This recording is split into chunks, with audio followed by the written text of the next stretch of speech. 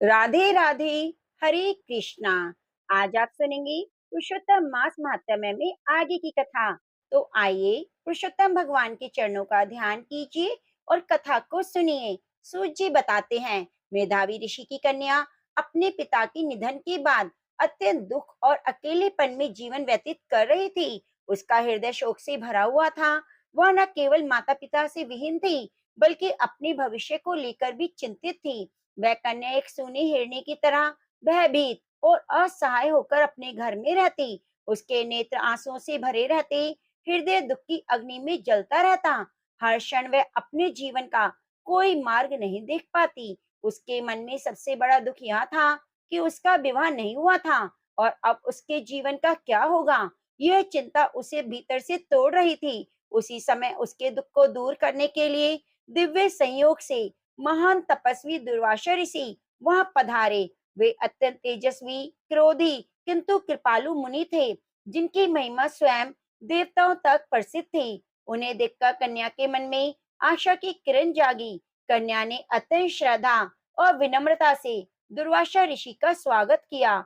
अर्घ-पात और वन में उपलब्ध फल फूल से उनकी पूजा की। उसने उन्हें प्रणाम करते हुए कहा, आज उसका जीवन धन्य हो गया, क्योंकि एक महान संत उनके द्वार पर आए हैं। उसने यह भी कहा, शायद उसके पिता के पुण्यों के कारण ही उसे सौभाग्य प्राप्त हुआ है। दुर्वासा ऋषि उसकी सेवा भाव और विनम्रता से अत्यंत प्रसन्न हुए। उन्होंने उसे आशीर्वाद देते हुए कहा, वह एक श्रेष्ठ कुल की धर्मपरायण पुण्यात्मा कन्या है। उसके पिता का तप सफल हुआ, जो उसे ऐसी कन्या मिली। तब कन्या ने अपने हृदय का सारा दुख उनके सामने प्रकट किया। उसने कहा, वह अनाथ है, उसका कोई सहारा नहीं और विवाह न होने के कारण उसका जीवन अधूरा रह गया है। उसे यह भय सताता है कि यदि शीघ्र विवाह न हुआ तो उसका जीवन व्यर्थ हो जाएगा। उसकी करुण वाणी सुनकर दुर्वासा ऋषि का हृदय द्रवित हो गया। यद्यपि वे स्वभाव से क्रोधी थे, परंतु भीतर से अत्यंत दयालु थे। उन्होंने कन्या के दुख को समझा और उसके कल्याण के लिए उपाय सोचने लगे।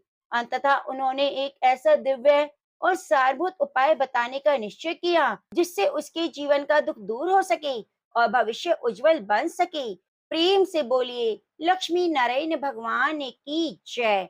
ओम नमः शिवाय। प्रिय भक्तजनों, पुरुषोत्तम मास महात्म्य में अध्याय 10 की कथा को सुनेंगे आप कल के अध्याय में। यदि आपने अभी तक सभी अध्याय नहीं सुने तो कृपया पहले की सभी अध्यायों को जरूर जरूर सुनिए। आइए, आज गंगा दशहरा का पवित्र अवसर है और इस दिन पर सुनते हैं गंगा माता की कथा, चालीसा और आरती। और साथ ही आप सुनेंगे सोमवार के दिन भगवान शिव की शिव महापुराण में वर्णित चंचुला की कथा। तो आप कथा को अंत तक जरूर सुनिएगा और कथा अच्छी लगे तो कृपया चैनल को सब्सक्राइब करके बगल में बनी घंटी को दबा दीजिए और लाइक और कमेंट कीजिए। हाइप का बटन दबाना ना भूलें। हर हर गंगे, जय माँ गंगे। बहुत समय पहले वाशकल नामक गांव में बिनुक नामक एक ब्राह्मण रहता था। वह अधर्मी, दुरात्मा और महापापी था। उसकी स्त्री बहुत सुंदर थी। उसका नाम था चंचुला। वह सदा उत्तम धर्म का पालन करती, परंतु बिदों वैश्यगामी था। इस तरह कुकर्म करते हुए समय व्यतीत हो गया। उसकी स्त्री काम से पीड़ित होने पर भी सधर्म नाश के भय से कलेश सहकर भी काफी समय तक धर्म भ्रष्ट नहीं हुई, परंतु आगे चलकर वह भी अपने दुराचारी पति के आचरण से प्रभावित होकर दुराचारी और धर्म से विमुख हो गई। इस तरह दुराचार में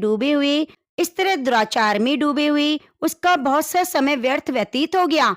वैश्यागामी दूषित बुद्धि वाला वह दुष्ट ब्राह्मण बिंदुंग समय अनुसार मृत्यु को प्राप्त होकर नरक में चला गया। बहुत समय तक नरक के दुखों को भोगकर वह मूढ़ पापी विंध्य पर्वत पर भयंकर पिशाच हुआ। इधर उस दुराचारी विंदुक के मारे जाने पर वह चंचुला नामक स्त्री बहुत समय तक पुत्रों के साथ अपने घर में रही। पति की मृत्यु के बाद वह भी अपने धर्म से गिरकर पुरुषों का संग करने लगी। सती विपत्ति में भी अपने धर्म का पालन करना नहीं छोड़ती। यही तो तप है। कठिन तो होता है, लेकिन फल मीठा होता है। एक दिन देव योग से किसी पुण्य पर्व के आने पर वह अपने भाई बंधुओं के साथ गोकर्ण क्षेत्र में गई। उसने तीर्थ के जल में स्नान किया और बंदी जनों के साथ वह घूमने लगी। वह एक देव मंदिर में गई। वहां उसने एक ब्राह्मण के मुख से भगवान शिव की परम पवित्र मंगलकारी कथा सुनी। ब्राह्मण कह रहे थे, जो स्त्रियां व्यभिचार करती हैं वे मरने के बाद यमलोक जाती हैं। तब यमराज के दूत तरह तरह की यातना देते हैं। वे उसके कामांगों को तप्तलों के डंडों से दागते हैं। तप्तलों के डंडों से उनका सत्संग कराते हैं। ये सारे दंड इतनी वेदना देने वाले हैं कि जीव पुकार पुकार कर कहता है, अब यह ऐसा नहीं करेगा। लेकिन यमदूत उसे छोड़ते नहीं। कर्मों का फल तो सभी को भोगना पड़ता है। देव, ऋषि, मनुष्य सभी इसी से बंधे हुए हैं। ब्राह्मण के मुख से यह वैराग्य बढ़ाने वाली कथा को सुनकर चंचला भय से व्याकुल हो गई। कथा समाप्त होने पर सभी लोग वहां से चले गए। जब कथा बाँचने वाले ब्राह्मण देवता से चंचला ने कहा, हे ब्राह्मण देवता, धर्म को ना जानने के कारण मेरे द्वारा बहुत बड़ा दुराचार हुआ है। स्वामी, मेरे ऊपर कृपा कर मेरा उद्धार कीजिए। आपके प्रवचन को सुनकर मुझे इस संसार से वैराग्य हो गया है। मुझ मूढ़ चित्त वाली पापिन को धिक्कार है। मैं निंदा की योग्य हूँ। मैं बुरे विषयों में फंसकर अपने धर्म से विमुख हो गई थी। कौन मुझ जैसी को मार्ग में मन लगाने वाली पापिनी का साथ देगा? जब यमदूत मेरे गले में फंदा डालकर मुझे बांधकर ले जाएंगे और नरक में मेरे शरीर के टुकड़े करेंगे, तब मैं कैसे उन महायातनाओं को सहन कर पाऊंगी? मैं सब प्रकार से नष्ट हो गई, क्योंकि अभी तक हर पाप में मैं डूबी हुई हूँ। हे ब्राह्मण, आप मेरे गुरु हैं, आप मेरे माता पिता हैं। मैं आपकी शरण में आई हूँ।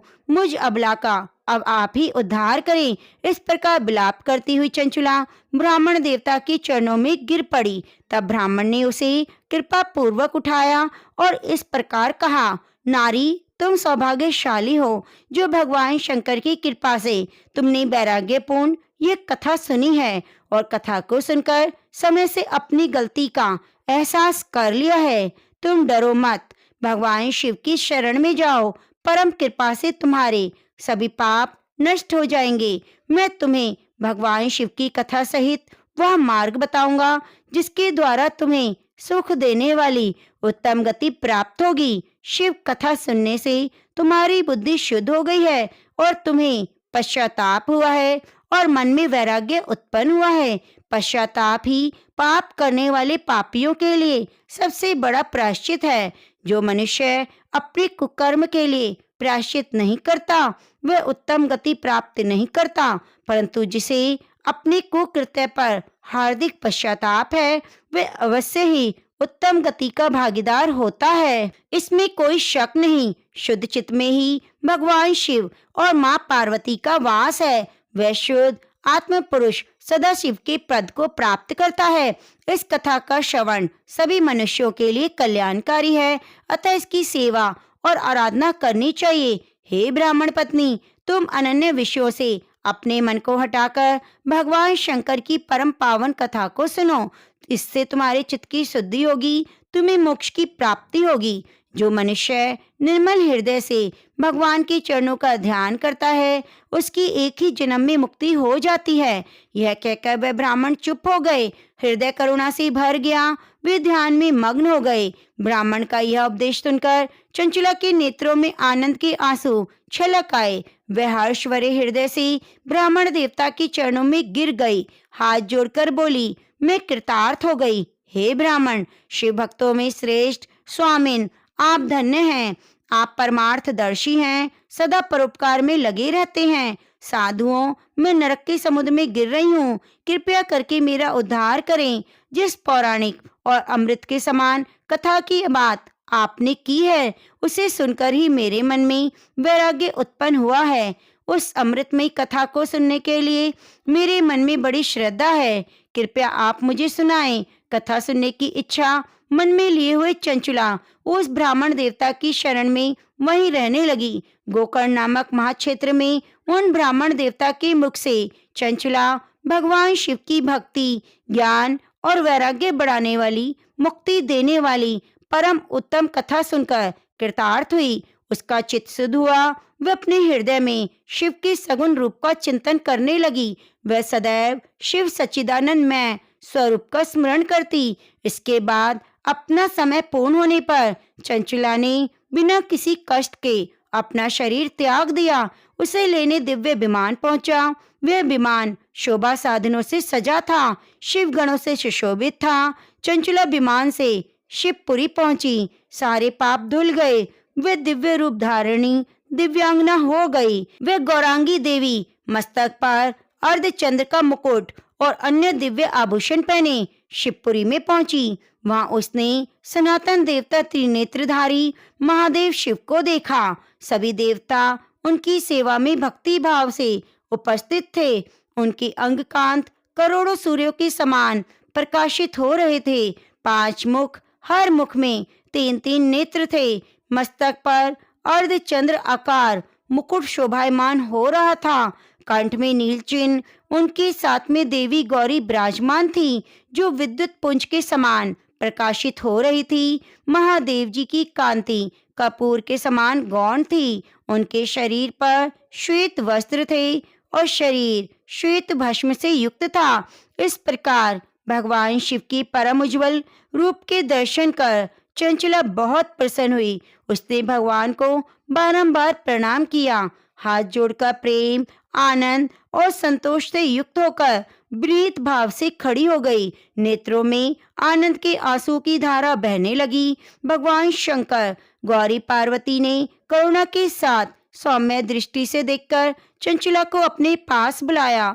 गौरी उमा ने प्रेम पूर्वक अपनी सखी बना लिया। चंचला सुख पूर्वक भगवान शिव के धाम में उमा देवी की सखी के रूप में निवास करने लगी। एक दिन चंचला आनंद में मग्न उमा देवी के पास गई और हाथ जोड़कर स्तुति करने लगी। हे गिरिजानंदिनी, स्कंद माता उमा, आप सभी मनुष्यों और देवताओं द्वारा पूजित, सभी को सुख देने वाली हैं। आप शंभु प्रिया हैं। आप ही सगुणा और निर्गुणा हैं। हे सच्चिदानंद स्वरूपा, आप ही प्रकृति की पोषक हैं। हे माता, आप ही संसार की सृष्टि, पालन और संहार करने वाली हैं। इस प्रकार सद्गति प्राप्त चंचला देवी की स्तुति कर शांत हो गई। उसकी आंखों में प्रेम के आंसू उमड़ आए। तब शंकर प्रिया भक्त वत्सला उमा देवी ने बड़े प्रेम से चंचला को चुप कराते हुए कहा, मैं तुम्हारी इस स्तुति से प्रसन्न हूँ। बोलो, क्या वर मांगती हो? तब चंचला बोली, हे गिरिजा कुमारी, मेरे पति बिदुंग इस समय कहाँ हैं? उनकी स्थिति कैसी है? मुझे बताएं। कोई उपाय कीजिए ताकि हम फिर से मिल सकें। हे महादेवी, मेरे पति एक शूद्र जाति वैश्य के प्रति आसक्त थे, पाप में डूबे थे। गिरिजा कुमारी बोली, बेटी, तुम्हारा पति बिदुंग पापी था। उनका अंत बड़ा भयानक हुआ। वैश्य का उपभोग करने के कारण वह मूर्ख नरक में अनेक वर्षों तक अनेक प्रकार के दुख भोग कर अवशेष पाप को भोगने के लिए विंध्य पर्वत पर पिशाच की योनि में रह रहा है और वह दुष्ट वही वायु पीकर रहता है, सब प्रकार के कष्ट सहता है। गौरी देवी की बात सुनकर चंचला अत्यंत दुखी हुई। फिर मन को किसी तरह स्थिर करती हुई दुखी हृदय से माँ गौरी ने उसे एक बार फिर पूछा, हे महादेवी, मुझ पर कृपा करें, मेरे पापी पति का उद्धार करें। कृपया करके मुझे उपाय बताएं जिससे मेरे पति को उत्तम गति प्राप्त हो। गौरी देवी ने कहा, यदि तुम्हारा पति भगवान शिव की पुण्य में उत्तम कथा सुने तो वह दुर्गति को पार करके उत्तम गति का भागी हो सकता है। अमृत के समान मधुर गौरी देवी के वचन सुनकर चंचला ने दोनों हाथ जोड़कर मस्तक झुकाकर बार बार प्रणाम किया, प्रार्थना की, मेरे पति को भगवान शिव की कथा सुनाने की व्यवस्था की जाए। ब्राह्मण पत्नी चंचला की बार बार प्रार्थना करने पर शिव प्रिया गौरी देवी ने भगवान शिव की महिमा का गान करने वाले गंधर्व तुमरू को बुलाकर कहा, तुम्हारी भगवान शिव में प्रीति है, तुम मेरे मन की सभी बातें जानकर मेरे कार्य को सिद्ध करते हो, तो मेरी सखी के साथ विंध्य पर्वत पर जाओ। वहाँ महाघोर और भयानक पिशाच रहता है। पूर्व जन्म में वह पिशाच विनुंग नामक ब्राह्मण था। मेरी इस सखी चंचला का पति वह वैश्यगामी हो गया। वह स्नान संध्या आदि नित्य कर्म छोड़कर अपवित्र रहने लगा। क्रोध के कारण उसकी बुद्धि भ्रष्ट हो गई। दुर्जनों से उसकी मित्रता, सज्जनों से द्वेष बढ़ गया। वह अस्त्र शस्त्र से हिंसा करता, लोगों को सताता, घरों में आग लगा देता, चांडालों से दोस्ती करता, रोज वैश्या के पास जाता, पत्नी को त्याग कर दुष्ट लोगों से दोस्ती कर उन्हीं के संपर्क में रहता। वह मृत्यु तक दुराचार में फंसा रहा। मृत्यु के बाद उसे पापियों के भोग स्थान यमपुरी ले गए। वहां घोर नरकों को सहकर इस समय वह विंध्य पर्वत पर पिशाच बनकर रह रहा है और पापों का फल भोग रहा है। तुम उसके सामने परम पुण्यमयी पापों का नाश करने वाली भगवान शिव की कथा का प्रवचन करो। इस कथा को सुनने से उसका हृदय सभी पापों से मुक्त होकर शुद्ध हो जाएगा और वह प्रेत योनि से मुक्त हो जाएगा। दुर्गति मुक्त होने पर बिंदुक नामक पिशाच को तुम विमान पर बिठाकर भगवान शिव के पास ले आना। माँ उमा का आदेश पाकर गंधर्वराज तुमरू प्रसन्नता पूर्वक अपने भाग्य की सराहना करते हुए चंचला को साथ लेकर विमान से पिशाच के निवास स्थान विंध्य पर्वत पर पहुंचे। वहां पहुंचकर उन्होंने विशाल आकृति वाले पिशाच को देखा। उसका शरीर विशाल था, थोड़ी बड़ी थी, कभी हंसता कभी रोता। महाबली तुमरू ने बिंदुक नामक पिशाच को पाशों से बांध लिया। उसके बाद कथा बाँचने के लिए उत्तम स्थान तलाश कर मंडप की रचना की। शीघ्र ही इस बात का पता लोगों को चल गया। एक पिशाच के उद्धार हेतु देवी पार्वती की आज्ञा से भगवान शिव की कथा सुनाने तुमरू विंध्य पर्वत पर आया है। उस कथा को सुनने के लोभ से बहुत से देवऋषि वहां पहुंचे। सभी को आदर पूर्वक स्थान दिया गया। पिशाच बिंदु को पाशों में बांधकर आसन पर बिठाया गया और तुमरू ने भगवान शिव की अमृत कथा का गान शुरू किया। सभी श्रोताओं ने सुना। परम पुण्यमय कथा को सुनकर पिशाच भी पापों से मुक्त हो गया और शरीर को त्याग कर शीघ्र ही शिव धाम को प्राप्त हुआ। उसका शरीर दिव्य हो गया, शरीर गौर वर्ण का हो गया और पुरुषों के आभूषण आ गए। इस प्रकार दिव्य देहधारी होकर बिंदुक अपनी पत्नी चंचला के साथ स्वयं भगवान शिव का गुणगान करने लगा। उसे दिव्य रूप में देखकर सभी को परम आश्चर्य हुआ। उनका मन परम आनंद से परिपूर्ण हो गया। सभी भगवान उमा महेश्वर के अद्भुत चरित्र को सुनकर कृतार्थ होकर यशोगान करते हुए अपने अपने धाम को चले गए। बिंदुक अपनी पत्नी चंचला के साथ विमान में बैठकर शिवपुरी की ओर चल दिया। महेश्वर के गुणों का गान करता हुआ बिंदुक अपनी पत्नी चंचला और तुमरू के साथ शिव धाम पहुंचा। भगवान शिव, देवी पार्वती ने उसे अपना पार्षद बना लिया। दोनों सुखपूर्वक भगवान महेश्वर, देवी गौरी के चरणों में अविचल निवास पाकर धन्य हो गए। तो प्रेम से बोलिए उमा महेश्वर भगवान की जय। प्रिय भक्तजनों, आइए अब सभी मनोकामनाओं को पूरी करने वाली तुलसी माता की बड़ी पावन कथा को सुनते हैं। एक बार एक छोटी सी लड़की थी। जब वह थोड़ी बड़ी हुई तो उसे समझ आने लगा और तभी से वह तुलसी माता की पूजा किया करने लगी। उसका हर दिन का नियम था कि तुलसी माता का पूजन करने के बाद ही वह भोजन ग्रहण करती। जब वह लड़की विवाह के लायक हुई तो एक दिन उसके माता पिता ने उसके लायक लड़का ढूंढकर उसका विवाह करा दिया। लड़की को उसके माता पिता ने दहेज में तुलसी का गमला भी दिया, क्योंकि वे जानते थे कि उनकी बेटी को तुलसी पूजन कितना प्यारा है और वे बिना तुलसी पूजन के कुछ खाती भी नहीं। ससुराल में अब वह लड़की हर दिन सुबह उठती पूजा करती, तुलसी माता की पूजा करती, उसके बाद ही खाना खाती। उसकी दो जेठानियां भी थी। वे दोनों उसको इस तरह पूजा करती देखती तो खूब मजाक उड़ाती। बड़ी नियम धर्म वाली बनती है। उन दोनों को उस लड़की से ईर्ष्या होने लगी, इसलिए अक्सर वे तुलसी जी का गमला छुपा दिया करती। वह लड़की बड़ी मुश्किल से ढूंढ कर गमला लाती, अच्छे से साफ करती, पूजा करती, उसके बाद ही खाती। आए दिन उस लड़की की जेठानियां उसे सताने लगी। तुलसी का गमला छुपा दिया। किसी तरह से ढूंढकर वह तुलसी का गमला लाई और एक दिन तो उसके जेठानियों ने क्या किया, तुलसी का वह गमला दूर फेंक दिया। लड़की ने घर के आसपास गमले को ढूंढा, लेकिन गमला वहां नहीं मिला। वह गमला नहीं मिला। ढूंढ ढांड कर वह लड़की बहुत परेशान हो गई।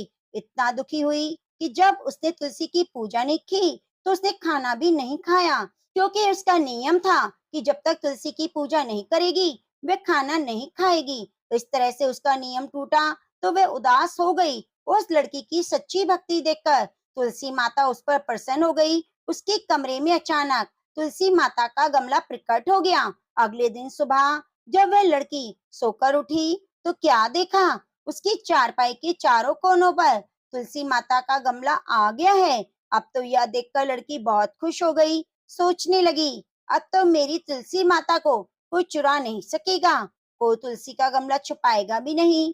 पूजा करने के लिए मुझे कहीं जाना नहीं पड़ेगा। अब तो मेरी तुलसी को कोई फेंकेगा भी नहीं। यह सोचकर वह बहुत खुश हुई और जल्दी से उठकर स्नान किया, तुलसी की पूजा की। पूजा करने के बाद खाना खाने बैठ गई तो उसकी जिठानियां मजाक उड़ाने लगी, कहने लगी, देवरानी का नियम धर्म पूरा हो गया। दरअसल उन्होंने ऐसा इसलिए कहा क्योंकि उन्हें तो पता था कि उन्होंने जानबूझकर तुलसी का गमला दूर फेंक दिया है। उन्हें यह लग रहा था कि देवरानी ने आज तुलसी की पूजा नहीं की, बिना पूजा किए ही खाना खाने बैठ गई। तब दोनों जिठानियां देवरानी को ताना देते हुए कहने लगी, हो गया तुम्हारा नियम धर्म, तुमने तुलसी की पूजा की। देवरानी धीरे से बोली, हाँ मैंने कर ली। जेठानी कहने लगी, अरे कहाँ से करी, पूजा गमला तो हमने फेंक दिया। ऐसा कहकर जेठानी हंसने लगी। जेठानी कहने लगी, अरे कहाँ से कर ली, पूजा का गमला तो हमने फेंक दिया। ऐसा कहकर जेठानी हंसने लगी तो देवरानी ने कहा, देख लो मेरे कमरे में जाकर, खाट पर तुलसी जी लगी है। अंदर जाकर जेठानियों ने देखा तो वे बहुत शर्मिंदा हुई। बोली, देवरानी तुम्हारी भक्ति में बहुत सच्चाई है, हमने तुम्हें बहुत परेशान किया, हमें क्षमा कर दो। तब भोली भाली देवरानी ने अपनी जेठानियों को क्षमा कर दिया। तब से देवरानी जेठानी मिलकर तुलसी की पूजा करने लगी। उनके घर में सुख समृद्धि के भंडारे भर गए, सभी दुख दूर हो गए। हे तुलसी माता, जैसे निर्मल बुद्धि अपनी जिठानियों की और जैसे उनके घर में सुख समृद्धि के भंडार भरे, वैसे कथा को कहने सुनने वाले सभी भक्तों के घर में करना। तो प्रेम से बोलिए, तुलसी माता की जय। एक बार कैलाश पर्वत की हिमालय की शांत गोद में विराजमान जगत जननी माता पार्वती ने भगवान भोलेनाथ से पूछा, हे प्राणनाथ, देवी गंगा जो स्वर्ग की देवी है, कैसे मृत्यु लोक पर अवतरित हुई, जो सभी के पापों का नाश करके मोक्ष प्रदान कर रही है, कृपया कर मुझे यह पुण्य कथा सुनाइए। भगवान भोलेनाथ मंद मंद मुस्कुराते हुए बोले, हे गिरिजे, तुम्हारी जिज्ञासा उचित है। यह कथा अत्यंत ही प्रेरणादायक है। इस कथा को सुनने वाला व्यक्ति निश्चिंत ही वैकुंठ का अधिकारी होता है। पूर्व में किए गए पापों से मुक्ति मिलती है और मेरे द्वारा सुनाई गई इस कथा को श्रवण करने मात्र से धन ऐश्वर्य सुख सौभाग्य मिलता है। सुनो, मैं तुम्हें गंगा अवतरण की कथा सुनाता हूँ, जिसे लोमश ऋषि ने धर्मराज युधिष्ठिर को सुनाया था। जो भी इस कथा को पूरा सुनेगा उसे निश्चित ही वैकुंठ की प्राप्ति होगी और साथ ही मेरी कृपा सदैव उसके ऊपर बरसती रहेगी। तो प्रिय भक्तजनों, आप भोलेनाथ के द्वारा सुनाई गई इस कथा को पूरा जरूर सुनिए, जिससे आपको गंगा स्नान का पूर्ण फल प्राप्त हो सके और कथा के अंत में गंगा चालीसा और गंगा आरती का भी श्रवण करेंगे। तो कृपया चैनल पर बने रहिए और वीडियो को लाइक करके कमेंट बॉक्स में गंगा माता की जय जरूर लिखिए। सूर्यवंश में बाहु नाम के एक राजा हुए। वे बड़े ही धर्मपरायण राजा थे। वे अपनी प्रजा का पुत्रों के समान पालन करते, पापियों द्रोहियों को उचित दंड देते, जिससे सभी प्रजा निर्भय होकर धर्म पूर्वक रहती। उनके राज्य में धन की अन्न की कोई कमी नहीं थी, जिससे सभी प्रजाजन वहाँ सुख पूर्वक निवास करते। एक समय राजा बाहु के मन में अहंकार उत्पन्न हो गया। वे सोचने लगे, पूरी पृथ्वी पर मेरे जैसा कोई राजा नहीं। मेरे राज्य में हर और सुख शांति है। मैंने अपने शत्रुओं को जीत लिया है। मुझे समस्त वेद और शास्त्र का ज्ञान है। इस संसार में मुझसे बढ़कर दूसरा कौन है। अब मनुष्य स्वयं को सबसे अच्छा मानने लगता है तो उसे दूसरों में दोष दिखाई देने लगता है। जो दूसरों में दोष देखते हैं उनकी वाणी भी दूसरों के प्रति कठोर हो जाती है। जिसका मन सदा दूसरों में दोष देखने पर लगा रहता है, जो सदा कठोर भाषण किए रहता है, उनके प्रियजन, पुत्र, भाई बंधु भी शत्रु बन जाते हैं। इसलिए जो मनुष्य संतान, मित्र, ग्रह, धन धान्य आदि सभी की हानि देखना चाहता है, उसे इसी काम को करना चाहिए। इस प्रकार अहंकार के बढ़ जाने के कारण राजा बाहु अत्यधिक उद्दंड हो गए और परिणाम स्वरूप उनकी बहुत सारे शत्रु बन गए। हे और ताल जंग कुल के शत्रुओं से उनकी प्रलय शत्रुता हो गई और उनके साथ राजा बाहु का घोर युद्ध छिड़ गया। युद्ध में राजा बाहु परास्त हुए और दुखी होकर अपनी दोनों पत्नियों के साथ वन में चले गए। वहीं समय व्यतीत करने लगे। दुख और संताप से राजा बाहु का शरीर जर्जर हो गया। कुछ समय बाद वन में ही उन्होंने प्राण त्याग दिए। उस समय उनकी छोटी पत्नी गर्भवती थी। पति के गुजर जाने से उन्हें बहुत दुख हुआ। उन्होंने पति के साथ ही चिता में जलने का निश्चय कर लिया। उस जगह से कुछ ही दूरी पर और मुनि नाम का आश्रम था और मुनि परम तेजस्वी पुरुष थे। उन्हें तीनों कालों का ज्ञान था। जब उन्होंने राजा बाहु की उस पतिव्रता छोटी रानी को सती होते हुए देखा तो उनको मना करते हुए कहा, हे देवी, तेरे गर्भ में शत्रुओं का नाश करने वाला चक्रवर्ती बालक है, इसीलिए तुम चिता पर चढ़ने का साहस मत करो। वैसे भी शास्त्रों में गर्भवती स्त्री के सती होने का निषेध बताया गया है। यदि तुम अपनी इच्छा से सती होना चाहती हो तो तुम्हें अपने गर्भ में पल रहे शिशु की हत्या करने का अधिकार नहीं, अतः तुम्हें यह पाप नहीं करना चाहिए। मुनि की इस प्रकार कहने पर रानी उनकी बात मान गई। फिर दोनों रानियों ने मिलकर पति का विधि पूर्वक अंतिम संस्कार किया और ऋषि के कहने पर उन्हीं के आश्रम में रहने चली गई। मुनि के आश्रम में रहकर दोनों रानियां महर्षि की सेवा सत्कार में अपना समय बिताने लगी। पर छोटी रानी अपने पूर्व के संस्कारों के कारण धर्म कर्म में विशेष रुचि लेती और मुनि के सुंदर प्रवचनों को अपने हृदय में धारण करके हमेशा परमेश्वर के ध्यान और भजन में लीन रहा करती थी, जिससे बड़ी रानी के मन में उनके प्रति ईर्ष्या होने लगी। एक दिन बड़ी रानी ने छोटी रानी को भोजन में जहर मिलाकर दे दिया, पर ईश्वर की कृपा से छोटी रानी पर जहर का प्रभाव नहीं पड़ा और न ही गर्भ में पल रहे शिशु पर कोई प्रभाव पड़ा। समय आने पर छोटी रानी ने एक पुत्र को जन्म दिया। मुनि ने विष के साथ उत्पन्न हुए उस बालक का नाम सगर रख दिया। माता ने बालक सगर का बड़े प्रेम पूर्वक पालन पोषण किया। जब बालक सगर कुछ बड़ा हुआ तो मुनि ने उनका यज्ञोपवीत संस्कार किया और शास्त्रों का अध्ययन कराया, साथ ही अस्त्र शस्त्र की शिक्षा दी। मुनि से शिक्षा पाकर बालक सगर बलवान, बुद्धिमान, धर्मात्मा हो गए। एक दिन सगर ने अपनी माता से पिता के बारे में जानना चाहा।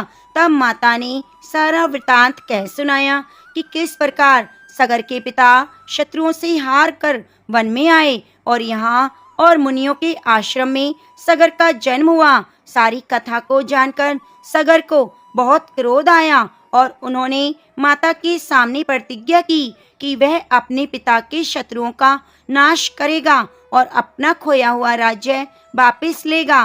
तब माता से आज्ञा लेकर सगर और मुनि के पास पहुँचे। उनका आशीर्वाद लेकर वहां से प्रस्थान किया और अपने कुलगुरु महर्षि वशिष्ठ के पास पहुँचे। कुलगुरु वशिष्ठ से मिलकर उन्हें प्रणाम करके सगर ने उन्हें सब समाचार सुनाया। महर्षि सगर को देखकर बड़े ही प्रसन्न हुए और उन्हें अलग अलग प्रकार के दिव्य अस्त्र शस्त्र प्रदान किए। इस प्रकार सभी दिव्य अस्त्र शस्त्रों से सुसज्जित होकर सगर कुल गुरु वशिष्ठ से आज्ञा लेकर अपने पिता के शत्रुओं से युद्ध करने पहुंचे। शूरवीर सगर ने बहुत ही कम समय में अपने सभी शत्रुओं को पराजित कर दिया और बहुत से राजा अपने प्राण बचाने के लिए वशिष्ठ मुनि की शरण में पहुंचे। गुरु वशिष्ठ की बात मानकर सगर ने उन राजाओं को प्राण दान दे दिया। यह देखकर वशिष्ठ मुनि सगर पर बहुत प्रसन्न हुए और अन्य तपस्वी मुनियों को साथ लेकर सगर का राज्य अभिषेक किया। इसके बाद राजा सगर और मुनि के आश्रम पर गए और उनकी आज्ञा लेकर अपनी दोनों माताओं को अपने साथ राजमहल में ले आए और सुखपूर्वक रहने लगे। अयोध्या के राजा सगर की 2 पत्नियां थीं। उन्होंने 2 विवाह किए। पहली का नाम केशनी, दूसरी का नाम सुमति था। भृगु ऋषि के वरदान से केशनी के पुत्र हुआ जिसका नाम असमंजस था, जबकि सुमति के गर्भ से 60,000 बलशाली पुत्रों का जन्म हुआ। एक बार गोलोक तीर्थ में राजा सगर ने अश्वमेघ यज्ञ का आयोजन किया। राजा इंद्र ने सोचा, यदि राजा सगर ने अश्वमेघ यज्ञ कर लिया तो शायद वे इंद्र आसन पर कब्जा कर सकते हैं। इसीलिए इंद्रदेव ने राजा के अश्व को चुरा लिया और अश्व की खोज में राजा सगर ने अपने 60,000 पुत्रों को भेजा। इन पुत्रों ने 60 योजन भूमि खोद डाली, जिससे सागर और समुद्र की उत्पत्ति हुई। पृथ्वी को खोदने के क्रम में सगर के 60,000 पुत्रों ने अश्वमेघ यज्ञ के घोड़े को पाताल में देखा। वह घोड़ा भगवान विष्णु के अवतार कपिल मुनि के आश्रम में घास चर रहा था। इंद्र ने उस घोड़े को चुराकर वहीं छुपा रखा था। सगर के पुत्रों ने कपिल मुनि के साथ अभद्र व्यवहार किया। ध्यानस्थ मुनि ने अपनी आंखें खोली और सगर के पुत्रों को अपनी हुंकार से भस्म कर दिया। इधर समय व्यतीत होने लगा। जब राजा सगर के 60,000 पुत्र वापस नहीं आए तो राजा सगर ने अपने 60,000 पुत्रों की खोज में अपने पौत्र अंशुमान को भेजा। अंशुमान ने जब अपने चाचा की राख देखी तो वे द्रवित हो गए। ब्रह्मा ने अंशुमान से कहा, देवी गंगा को आकाश से पृथ्वी पर उतारने का यत्न करो, वही सगर के 60,000 पुत्रों को मुक्ति प्रदान करेगी। राजा अंशुमान गंगा को आकाश से पृथ्वी पर लाने के लिए तपस्या कर सके, परंतु वह सफल नहीं रहे। उनके पुत्र राजा दिलीप ने भी प्रयास किया, लेकिन वे भी असफल रहे। तब राजा दिलीप के पुत्र राजा भगीरथ ने पृथ्वी पर गंगा को उतारने के लिए बड़ी कठोर तपस्या की। राजा भगीरथ की तपस्या से प्रसन्न होकर ब्रह्मा जी ने गंगा को पृथ्वी पर उतारने की अनुमति दे दी, लेकिन गंगा ने कहा, आकाश से पृथ्वी पर उतरने के क्रम में उनकी प्रभा को संभाल पाना असंभव होगा। वह कार्य भगवान शिव के बिना संभव नहीं। राजा भगीरथ ने भगवान शिव को भी अपनी कठोर तपस्या से प्रसन्न किया। तब भगवान शिव ने गंगा को अपनी जटाओं में उतारने का निर्णय कर लिया। तब गंगा आकाश से शिव की जटाओं में उतरने लगी तो उनके दर्प को देखकर शिव ने उन्हें अपनी जटाओं में कैद कर लिया। राजा भगीरथ के द्वारा भगवान शिव की एक बार फिर पूजा करने के बाद भगवान शिव ने गंगा को बिंदु सरोवर के पास अपनी जटाओं से निकाल दिया। बिंदु सरोवर से गंगा की 7 धाराएं निकली। गंगा की जो 3 धाराएं पूर्व की ओर निकली उनका नाम जाह्नवी, पावनी, नलिनी पड़ा। नलिनी नदी को आज हम ब्रह्मपुत्र नदी के रूप में जानते हैं। पश्चिम दिशा की ओर गंगा की जो अन्य धाराएं निकली जिनका नाम सुचि, सीता, सिंधु पड़ा। दक्षिण दिशा की ओर स्वयं गंगा राजा भगीरथ के पीछे चली। मार्ग में गंगा की प्रभा को देखकर तपस्वी महामुनि क्रोधित हो गए, क्योंकि वे तपस्या कर रहे थे। गंगा के प्रभाव से उनकी तपस्या में विघ्न आ रहा था, तो उन्होंने गंगा को पी लिया। राजा भगीरथ के अनुरोध करने पर महामुनि जनों का क्रोध शांत हुआ। उन्होंने गंगा को अपने कानों के छिद्र के रास्ते प्रवाहित कर दिया। इसी वजह से गंगा का नाम जाह्नवी पड़ा। राजा भगीरथ के पीछे पीछे गंगा समुद्र तक आई। इसके बाद पाताल में प्रवेश कर गई। पाताल में राजा सगर के 60,000 पुत्रों की राख को गंगा ने स्पर्श किया। उन सभी पुत्रों को स्वर्ग लोक की प्राप्ति हुई। इसीलिए राजा भगीरथ के नाम पर गंगा का नाम भगीरथी पड़ा। पृथ्वी पर अवतरण के बाद ब्रह्मा जी ने वरदान दिया, जो भी गंगा के जल से स्नान करेगा उसे जन्म मृत्यु के चक्र से मुक्ति मिल जाएगी। जो भी इस गंगा अवतरण के दिन गंगा माता की कथा को सुनेगा, गंगा जी में डुबकी लगाएगा, उसके 10 पाप स्वयं ही नष्ट हो जाएंगे। घर में सुख समृद्धि का आवास होगा। भगवान भोलेनाथ की कृपा सदैव बनी रहेगी। तो प्रेम से बोलिए, हर हर गंगे, जय जय गंगे। हे माता गंगा, जैसे आपने भगीरथ के कार्य को सिद्ध किया, उनके पूर्वजों को मुक्ति दिलाई, वैसे ही इस कथा कहानी को सुनने वाले, कहने वाले, हुंकारा भरने वाले सभी भक्तों पर अपनी कृपा बनाए रखना। तो जय जय गंगे। गंगा जी को विष्णुपदी और भागीरथी क्यों कहते हैं? गंगा जी और सरस्वती का विवाद क्यों हुआ? एक बार नारद जी ने पूछा कि हरि के चरण कमलों में प्रकट हुई गंगा किस प्रकार ब्रह्मा जी के कमंडल में रही। गंगा भगवान की प्रेयसी भी रही, यह सारी बातें कैसे हुई?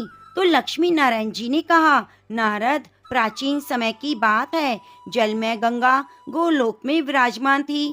राधा और कृष्ण के अंगों से प्रकट हुई यह गंगा उनका अंश और साक्षात उन्हीं का स्वरूप है। एक बार जल में गंगा अधिष्ठात्री देवी अत्यंत सुंदर रूप धारण करके भूमंडल पर पधारी। तब वह गंगा कुछ लज्जा भाव से भगवान श्री कृष्ण के पास विराजमान हो गई। तो इतने में असंख्य गोपियों के साथ राधा जी भी वहां पर आ गई। राधा जी को आता देखकर कृष्ण भगवान उठकर खड़े हो गए और हंसकर आश्चर्य भाव से मधुर वचनों में बातचीत करने लगे। तो गंगा ने भी खड़े होकर राधा की स्तुति की। तो राधा कहने लगी, प्राणेश, आपके पावन मुख कमल को निहारने वाली यह कल्याणी कौन है? इसके मन में मिलने की इच्छा है। आपके मनोहर रूप ने इसे अचेत कर दिया है। इसके सब अंग पुलकित हो रहे हैं। राधा ने साध्वी गंगा से कुछ भी कहना चाहा। गंगा योग में प्रवीण थी। गंगा को योग से राधा का मनोभाव ज्ञात हो गया था।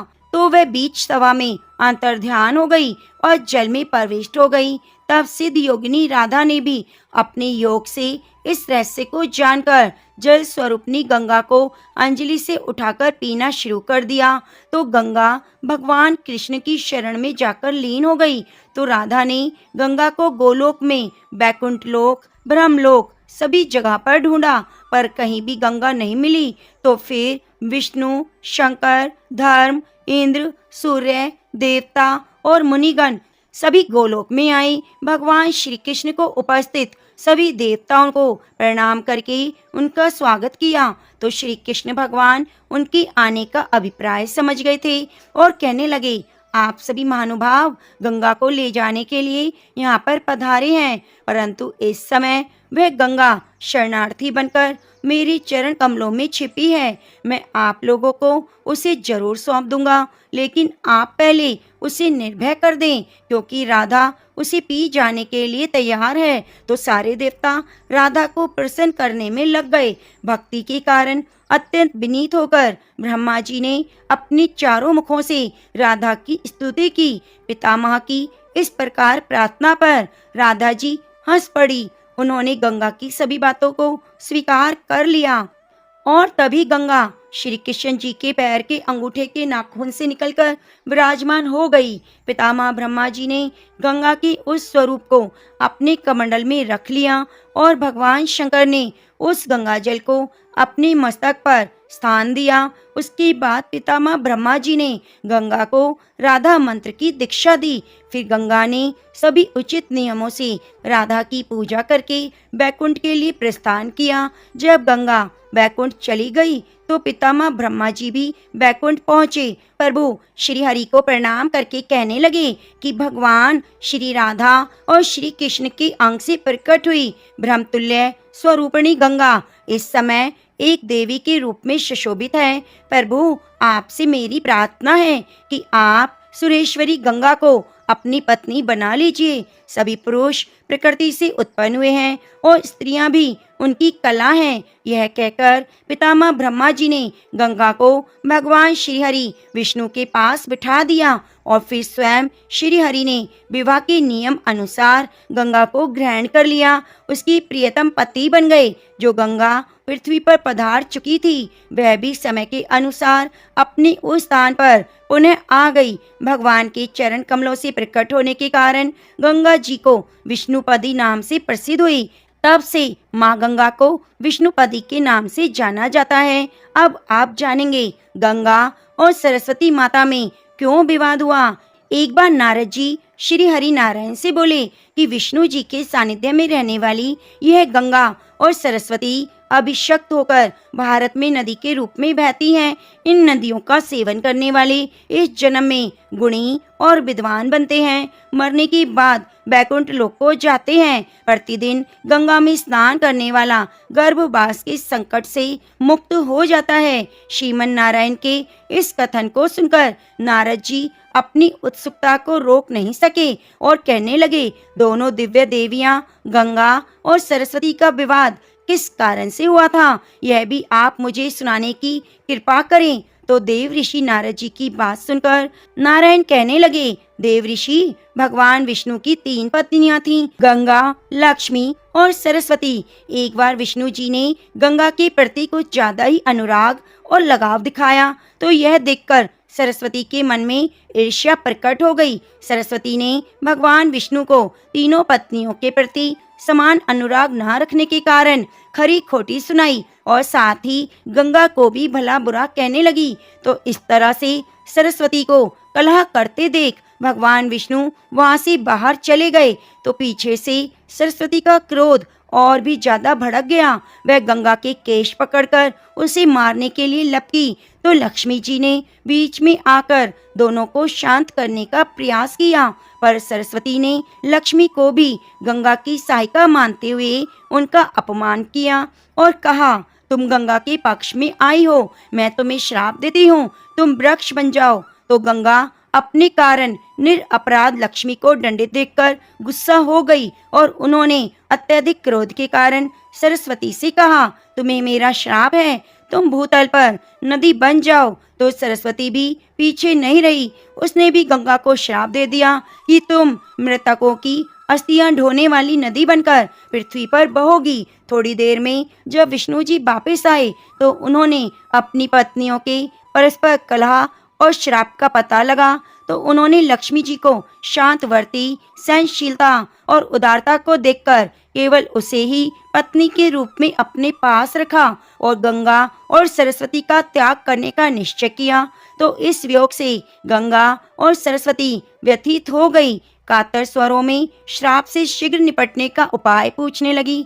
तो विष्णु जी कहने लगे, गंगा तो नदी रूप में स्वर्ग, भूलोक, पाताल लोक में त्रिपथगा होकर बहेगी। उसका स्थान शिव की जटाओं में होगा। अंश रूप में ही स्वर्ग में वह मेरे सानिध्य में रहेगी। सरस्वती प्रधान रूप पृथ्वी तल पर रहेगी और अंश रूप में मेरे पास लक्ष्मी तुलसी वृक्ष बनकर मेरे शालिग्राम पत्नी ग्रहण करेगी। प्रेम से बोलिए, उमापति शिव शंकर भगवान की जय, गंगा माता की जय। प्रेम से बोलिए, गंगा मैया की जय। जय जय गंगे, हर हर गंगे, ओम नमः शिवाय। जय जय जय जग पावनी, जयति देव सरी गंग। जय शिव जटा निवासिनी, अनुपम तुंग तरंग। जय जग जननी अगखानी, आनंद करणी गंग महारानी।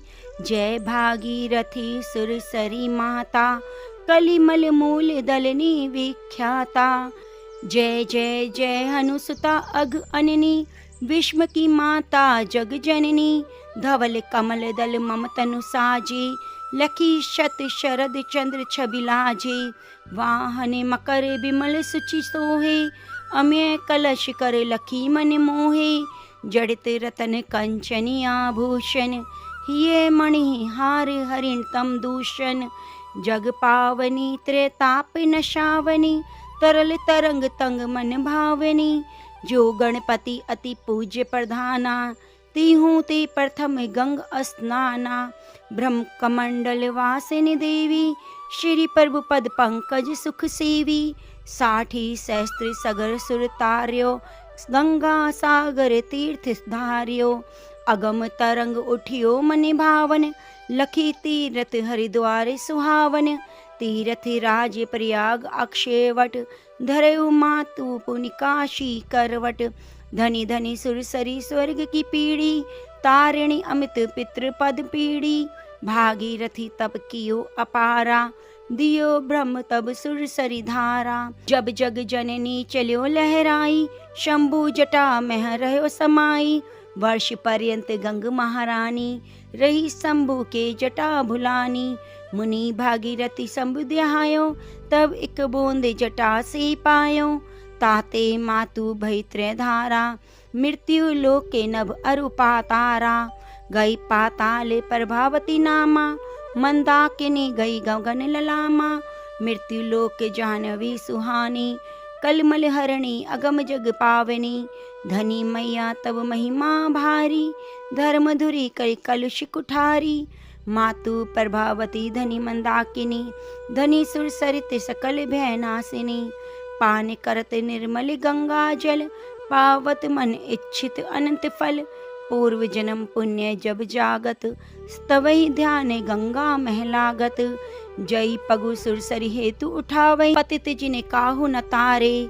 तिन तारे इक नाम तिहारे, शत योजनों से जो ध्यावई। निश्चय विष्णु लोक पद पावई, नाम भजत अगणित अगनाशे। विमल ज्ञान बल बुद्धि प्रकाशे, जिमि धन मूल धर्म अरुदाना। धर्म मूल गंगा जल पाना, तब गुण गुणन करत सुख भाजत। ग्रह ग्रह संपत्ति सुमति विराजत, गंगई नेम सहित निज ध्यावत। दुर्जने सज्जन पद पावत, बुद्धिहीन विद्या बल पावे। रोग शोक मुक्ति हवे जावे, गंगा गंगा जो नर कहे।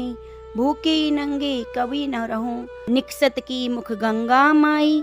श्रवण दामी यम चलहि पराई, महा अघिन अधमन कह तारे। बहे नरक के बंद किवारे, जो नर जपे गंग सतनामा। शकल सिद्ध पूरण हवे कामा, सब सुख भोग परम पद पावही। आवागमन रहित हवे जावही, धनी मैया सुरसरी सुख देनी। धनी धनी तीरथ राज त्रिवेणी, ककरा ग्राम ऋषि दुर्वासा। सुंदर दास गंगा कर दासा, जो यह पढ़े गंगा चालीसा। मिले भक्ति अवरल बागीसा, नित्य नव सुख संपत्ति लहे। धरी गंग का ध्यान, अनंत समय सुरपुर बसे। सादर बैठे विमान, संबत भुज नवदशी। राम जन्म दिन चैत्र, पूर्ण चालीसा कियो। हरि भक्तन हित नेत्र, जय जय गंगे। ओम जय गंगे माता, मैया जय गंगे माता। जो नर तुम्हें को ध्यावत, मन वांछित फल पाता। ओम जय गंगे माता। चंद्र सी ज्योति तुम्हारी, जल निर्मल आता। शरण पड़े जो तेरी, सो नर तर जाता। ओम जय गंगे माता। पुत्र सगर के तारे, सभी जग को ज्ञाता। कृपा दृष्टि तुम्हारी, त्रिभुवन सुखदाता। ओम जय गंगे माता। एक ही बार भी जो नर तेरी शरणागति आता, यम की त्रासी मिटाकर परम गति पाता। जय गंगे माता। आरती मात तुम्हारी, जो जन नित्य गाता। दास वही जो सहज में मुक्ति को पाता। ओम जय गंगे माता। ओम जय गंगे माता।